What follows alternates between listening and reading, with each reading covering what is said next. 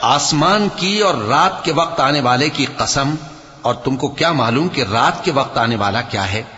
وہ تارا ہے چمکنے والا، کہ کوئی شخص ایسا نہیں جس پر کوئی نگہبان نہ ہو۔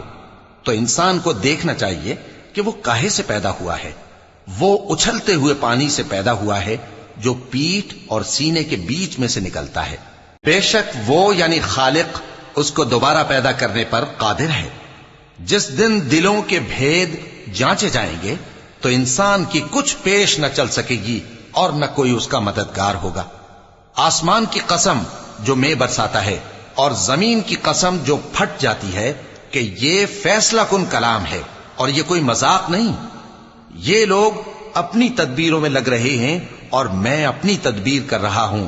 تو اے نبی صلی اللہ علیہ وآلہ وسلم، تم کافروں کو مہلت دو، بس چند روز کی مہلت اور دے دو۔